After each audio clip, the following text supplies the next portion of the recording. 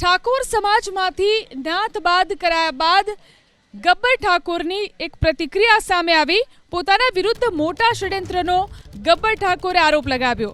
કોઈને નાત બહાર કરવા મીટિંગની જરૂર નથી। જેના ઘરે લગ્ન હતા તેમને નાત બહાર મૂકો। અમારા ગામમાં મોટો વિખવાદ થયો છે।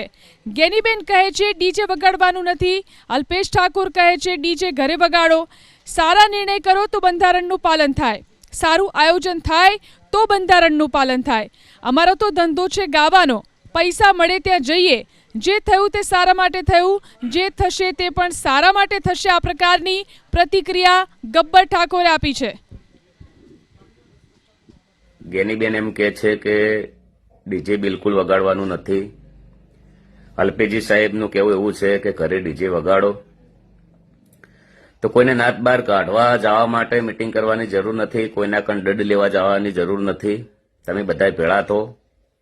કોઈ બી સારા નિર્ણય લો વ્યવસ્થિત રીતે તો બંધારણનું પાલન પણ ખૂબ આગળ જાય અને આવું બધું ના થાય। ચંડીસરમાં પણ લાઈવ પ્રોગ્રામ થયો છે, તમને બધાને ખબર જ છે। તો એ ટાઈપનું એક સારું આયોજન કરો તો બંધારણનું ખૂબ પાલન થાય। અને ન્યાયની વાત કરીએ તો એક મોટું ષડયંત્ર રમણું છે મારા પાસે। અત્યારે બી કહું છું, અમારા ગામમાં પણ બહુ મોટો વિખવાદ થયો છે। હવે સોગના ઉપર વાતો આવી ગઈ છે। અને બીજું કે સાહેબનું કહેવું એવું છે કે ડીજે વગાડો, બેન કે ડીજે મત વગાડો।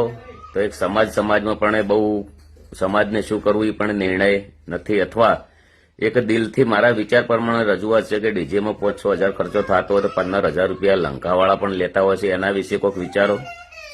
આપણે નિયમો એના માટે કરેલા છે, બંધારણ એના માટે કરેલું છે કે ખર્ચા ઓછા કરવા માટે। તો ડીજે કરતા ખર્ચો પણ એના પણ અંદર વધી જાય છે।